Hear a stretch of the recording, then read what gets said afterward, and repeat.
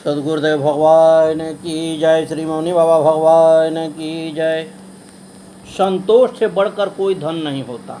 आप देखें, एक बार की बात है, रैदास अपने प्रभु भक्ति व महानता के लिए प्रसिद्ध है। आत्मसंतोष उनका बहुत बड़ा गुण है। काशी में वास करते हुए वह झोपड़ी में रहते थे और जूते बनाने का कार्य करते थे। जो उपलब्ध था उसी में वह प्रसन्न रहते। किसी तरह का लालच उन्हें नहीं था। एक दिन उनकी झोपड़ी में एक महात्मा पधारे। रैदास ने उनकी सामर्थ्य अनुसार आवभगत की। महात्मा के पास पारस पत्थर था। उन्होंने रैदास की गरीबी देखी तो उन्हें पारस पत्थर देते हुए कहा, लो, यह पारस पत्थर है। यह लोहे को सोना बना देता है। इसके प्रयोग से तुम अपनी गरीबी दूर करके आराम की जिंदगी बिता सकते हो। शांत चित्त भाव से रैदास ने कहा, महात्मन, आपकी कृपा के लिए धन्यवाद, लेकिन मुझे इसकी ज़रूरत नहीं। मेहनत करके मैं जो कमा लेता हूँ वह हमारे लिए पर्याप्त है। महात्मा बार बार जोर देते रहे कि रैदास वह पारस पत्थर ले ले। इस पर रैदास का उठे, मुझे धन की लालच नहीं। महात्मन, यह पत्थर आप राजा को दे दीजिए। धन तो उसे चाहिए, उसे हमेशा धन की इच्छा रहती है। मेरे लिए तो जो है वही प्रभु की कृपा से पर्याप्त है। महात्मन हैरानी से रैदास का मुंह देखते रह गए। गुरुदेव महाराज की जय। पूज्य ऋषियों की कथा। श्री कामध्वज जी। बहुत पहले की बात है। राजस्थान के उदयपुर राज्य में एक सेवक परिवार रहता था। उस परिवार में 4 भाई थे। उनमें से 3 भाई तो उदयपुर के शासक राणा जी के यहाँ सेवा कार्य करते थे, परंतु चौथे भाई श्री कामध्वज जी भगवत भक्त थे। वे वन में रहकर भजन करते और सब पर समय पर घर आकर भोजन प्रसाद पाकर फिर वन में चले जाते। यही उनका नित्य कार्य था। उनके तीनों भाई उनको काम के न काज के, दुश्मन अनाज के मानकर उनसे नाराज ही रहा करते थे। एक दिन तीनों भाइयों ने कामध्वज जी से कहा, भाई, यदि तुम थोड़ी देर के लिए राणा जी के दरबार में चलकर हाजिरी लगा दिया करो तो हमें तुम्हारा भी वेतन मिल जाया करेगा, जिससे घर का खर्च भी ठीक से चल सके। इस पर श्री कामध्वज जी बोले, मैं जिसका सेवक हूँ उसकी सेवा करता हूँ और उसी की हाजिरी बजाता हूँ, दूसरे से हमें क्या काम। भाई लोग उनका उत्तर सुनकर बहुत नाराज हुए और बोले, जब तुम मर जाओगे तो तुम्हें जलाएगा कौन। श्री कामध्वज जी ने उत्तर दिया, जिनके हम सेवक हैं वही हमें जलाएगा। भाइयों ने समझ लिया कि इनसे कुछ कहना सुनना बेकार है, ये कुछ करेंगे नहीं, सो उन्हें उनके हालात पर छोड़कर चले गए। इधर एक दिन भजन करते करते श्री कामदेव जी का शरीर छूट गया। भक्त का कार्य तो अपूरा हो चुका था, आगे भगवान की बारी थी, क्योंकि भक्त के कथन की पूर्ति तो भगवान को ही करनी पड़ती है। कामध्वज जी का शव वन में पड़ा हुआ था। बंधु बांधवों को न कोई खबर थी, न वे खोज खबर रखने की जरूरत ही समझते थे, परंतु दीन बंधु भला अपने ऐसे अनन्य सेवक को कैसे भुला सकते थे। उन्होंने अपने उस सेवक को दाह क्रिया का भार अपने सेवक श्रेष्ठ श्री हनुमान जी को सौंपा। धन्य हो गए श्री कामदेव जी। उन्हें जो सौभाग्य मिला वह तो ऋषि मुनि देव मनोज सबके लिए दुर्लभ था। स्वयं भक्तराज हनुमान जी महाराज ने उनके लिए चंदन की चिता तैयार की। उस पर श्री कामध्वज जी का शरीर रखा और उसकी दाह क्रिया की। जिस वन में श्री कामध्वज जी रहते थे वहाँ बहुत से प्रेत भी रहते थे। कामध्वज जी की चिताग्नि से निकले परम पवित्र धुएं के स्पर्श और आघ्राण से वे लोग उस अपवित्र प्रेत योनि से मुक्त हो गए। दैव योग से उस प्रेत मंडली का एक सदस्य उस समय कहीं चला गया था। वापस लौटने पर जब उसने अपने संगी साथियों को गायब देखा तो रोने लगा। वहीं एक सिद्ध संत रहते थे, उसने उनसे पूछा तो सारा वृतांत मालूम हुआ। अब तो वह लगा पछताने की, हाय, मैं ही एक अभागा था जो समय पर यहाँ नहीं था, अन्यथा मुझे भी इस कुकुत्स पाप योनि से मुक्ति मिल जाती। उसने उन सिद्ध संत से प्रार्थना की, प्रभो मेरे ऊपर कृपा करें। अभी इस पुण्यात्मा महापुरुष की चिता में अग्नि अवशिष्ट है, आप थोड़ा तृण काष्ठ आदि इसमें डाल दें तो इससे धुआं निकलने लगेगा और उसके स्पर्श एवं अघ्राण से मेरी भी मुक्ति संभव हो जाएगी।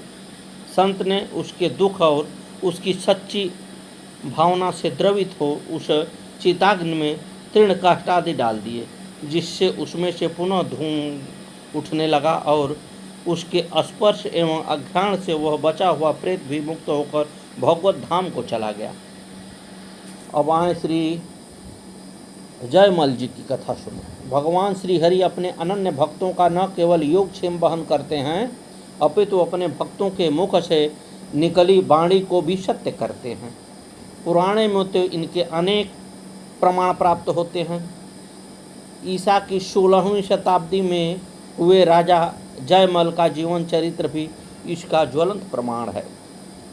बहुत ही सुंदर कथा, जिसको सुनने मात्र से मन तृप्त हो जाता है, और जब मन तृप्त होता है तो भगवान की तरफ आकृष्ट हो जाता है। हम सभी को ध्यान देने की ज़रूरत है। अब यहाँ कोई ऑर्केस्ट्रा तो चल नहीं रहा है, कोई नृत्यांगना तो नाच नहीं रही है, यहाँ तो केवल हरि भजन चलता है। जिसको पकड़ना है पकड़ ले, जिसको नहीं पकड़ना है इसी दलदल में अपना फंस के तड़फड़ाता रहे। राजा जयमल राजस्थान की मेड़ता रियासत के राजा थे। इसके परदादा राव जोधा जी ने प्रसिद्ध जोधपुर नगर बसाया था। आप रसिक किशोरी मणि संत श्री हित हरिवंश जी के शिष्य और श्री राधा माधव जी के अनन्य भक्त थे। श्री ठाकुर जी की सेवा पूजा में उनका बड़ा भारी अनुराग था। उसमें उन्हें जरा भी व्यवधान स्वीकार नहीं था। यहाँ तक कि उस समय कोई कितना भी महत्वपूर्ण राजकीय सूचना क्यों न हो, वे उसे नहीं सुनते थे और संदेश लेकर आने वाले को मृत्यु दंड दे दिया करते थे। उनकी पूजा सेवा का समय भी थोड़ा नहीं था। मंदिर में नृत्य पूरे 10 घड़ी तक वे भगवान की सेवा किया करते थे। राजा का एक भाई था, परंतु वह राजा से ठीक विपरीत स्वभाव का था। उसे भगवान की सेवा पूजा से कोई मतलब नहीं था। साथ ही वह राजा जयमल से द्वेष भी करता था। यद्यपि वह मंडोवर जैसे समृद्ध राज्य का राजा था, पर उसकी महत्वाकांक्षा राजा जयमल के भी राज्य को हस्तगत कर लेने की थी। उसे किसी प्रकार का राजा के सेवा पूजा के नियम की जानकारी हुई तो उसने एक कुटिल योजना बनाई। उस दुष्ट ने सोचा कि जब राजा जयमाल पूजा कर रहे हों तभी मृता पर आक्रमण कर देना चाहिए, क्योंकि मृत्यु दंड के भय से उन्हें कोई आक्रमण की सूचना नहीं दिया जाएगा और आसानी से राज्य हस्तगत हो जाएगा। ऐसा सोचकर उसने मृता पर आक्रमण कर दिया। राज्य पर आए इस प्रकार के संकट को देखकर मंत्रियों ने विचार विमर्श करके राजमाता से निवेदन किया कि आप ही महाराज को सूचना देने में समर्थ हैं, क्योंकि आपके प्रति पूज्य भाव से राजा आपको कुछ नहीं कहेंगे और उन तक सूचना भी पहुंच जाएगी।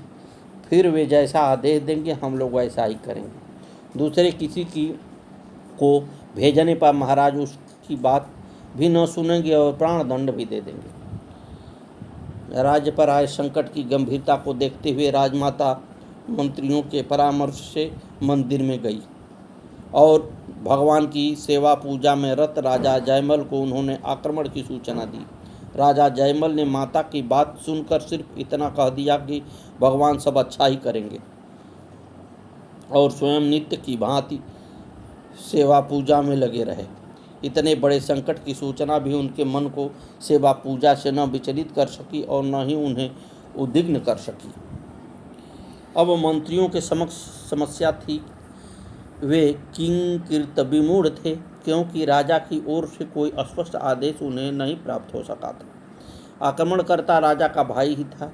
ऐसे में साम दाम से भी कार्य हो सकता था। राजा का स्पष्ट आदेश होता तो दंड नीति अर्थात युद्ध के लिए सेना को कूच कराया जाता। इधर राजमंत्रियों के समक्ष यह समस्या थी। उधर राजमंत्रियों की एक किंकित विमूढ़ता भगवान के लिए समस्या बन गई थी, क्योंकि राजा ने कहा था कि भगवान सब अच्छा ही करेंगे। ऐसे में सारा उत्तरदायित्व भगवान का हो गया था। आखिर भक्त के राज्य और उनके वचन की रक्षा भी तो उन्हीं को दायित्व है। शत्रु सेना निर्बाध रूप से बढ़ती चली आ रही थी। जब सेना मेड़ता के एकदम निकट पहुंच गई तो भगवान से रहा न गया। उन्होंने झट सैनिकों का बेच बनाया, एक हाथ में तलवार ली, दूसरे में भाला धारण किया, पीठ पर ढाल बांधी और राजा की घुड़साल में जाकर राजा की सवारी का अश्व खोल लाए। फिर उस पर सवार होकर अकेले युद्ध भूमि की ओर चल दिए। भगवान देखिए क्या करते हैं, अपने भक्त के लिए क्या क्या करना पड़ता है प्रभु को। भगवान के सवार होते ही अश्व सर पर दौड़ चला, मानो उसमें भगवान श्रीहरि के शाश्वत वाहन गरुड़ का आवेश हो गया हो। पहले तो अकेले एकमात्र सैनिक को आते देख शत्रु राजा ने सोचा कि संभवतः यह संधि प्रस्ताव लेकर आ रहा होगा, परंतु थोड़ी ही देर में उसका यह भ्रम दूर हो गया। जब सैनिक बने श्री भगवान तलवार चलाते हुए शत्रु सेना में घुस गए, उस समय उनकी तलवार बिजली की भांति काटकर शत्रुओं की सिर विहीन कर रही थी। भाले का एक ही प्रहार हाथियों के गंड स्थान को फाड़कर उन्हें धराशायी कर रहा था। प्रथम तो शत्रु सेना ने उस सैनिक को घेरने का प्रयास किया, पर वायु वेग से दौड़ते अश्व और विद्युत की भांति चमकती तलवार के पास आने का उनका साहस न हो सका और थोड़ी ही देर में मैदान खाली हो गया। भला जिनके भू संचालन मात्र से प्रलय होता है, उनके लिए थोड़ी सी सेना का क्या अस्तित्व। गुरुदेव भगवान की जय। देखिए प्रभु क्या क्या करते हैं अपने भक्तों के लिए। अब युद्ध क्षेत्र में सिर्फ शत्रु राजा ही अकेला बचा, उसकी सेना भाग खड़ी हो गई। शत्रु भी मेरे भक्त का भाई है, यह सोचकर भगवान ने उसका वध करने के स्थान पर उसे अपनी उसी भुवन मोहिनी छवि के दर्शन कराए, जिसका कि दर्शन कर खरदूषण और त्रिशराम मोहित हो गए थे। उस छवि और तेज को देखते ही राजा के भाई का शत्रुभाव नष्ट हो गया और वह मूर्छित होकर वहीं रणभूमि में गिर पड़ा। संकट समाप्त हुआ देखकर भगवान रणभूमि से वापस लौट आए और घोड़े को पुनः घुड़सवार में बदवा दिया। इधर जब राजा ने भगवान की सेवा पूजा कर ली तो उन्हें माता द्वारा दी गई आक्रमण की सूचना की याद आई। फिर तो वे राजा के कर्तव्य का ध्यान कर युद्ध भूमि जाने को उद्यत हो गए। उन्होंने सईस को तुरंत घोड़ा तैयार कर लाने के लिए कहा। सईस ने घुड़साल में जाकर देखा तो घोड़ा पसीने से पूरी तरह लथपथ था। ऐसा लगता था जैसे उसे बहुत दौड़ाया गया हो। सईस ने तुरंत जाकर राजा को यह बात की सूचना दी। राजा ने घुड़साल में जाकर देखा तो सचमुच घोड़ा पसीने पसीने हुआ है। फिलहाल युद्ध भूमि में तो जाना ही था, अतः राजा दूसरे घोड़े पर सवार हुए और युद्ध भूमि की ओर चल दिए। वहां जाकर उन्होंने देखा कि आक्रमणकारी राजा की सारी सेना घायल पड़ी है। आगे जाने पर देखा कि आक्रमण करने वाले भाई भी घायल पड़ा है। उसने राजा जयमल के देखते ही सिर झुका लिया और बोला, आपको जो दंड देना हो मुझे स्वीकार है। राजा जयमल ने कहा कि पहले यह तो बताओ कि तुम्हारी सेना का विनाश किसने किया और तुम कैसे घायल हो गए। उसने कहा, तुम्हारी ओर से मात्र एक सांवला सा सिपाही घोड़े पर बैठ कर आया था, उसने ही मेरी सेना का विनाश किया और उसकी दृष्टि से ही मैं घोड़े से गिर पड़ा और मूर्छित हो गया। राजा जयमल को अब समझ से देर नहीं लगी कि वह सांवला सिपाही था। वे तो उनके आराध्य देव श्याम सुंदर ही थे। राजा ने सोचा, जब उन्होंने इस शत्रु को क्षमा कर दिया तो मुझे दंड देने का क्या हक है। अतः उन्होंने भाई से कुशल प्रश्न कर उसे वापस घर भेज दिया। उधर भाई के मन में भी पश्चाताप हुआ कि मैंने अपने संत प्रकृति भाई से इस प्रकार का द्रोह किया। उसने बार बार क्षमा मांगी और स्वयं भी भगवत भक्त हो गया। इधर राजा जयमल जयमल के मन में भी बड़ा दुख हुआ कि मेरे कारण भगवान को इतना कष्ट उठाना पड़ा। मैंने माता से जो कह दिया था कि भगवान सब अच्छा करेंगे, इसलिए भगवान मेरे राज की रक्षा के लिए स्वयं युद्ध भूमि उतर आए।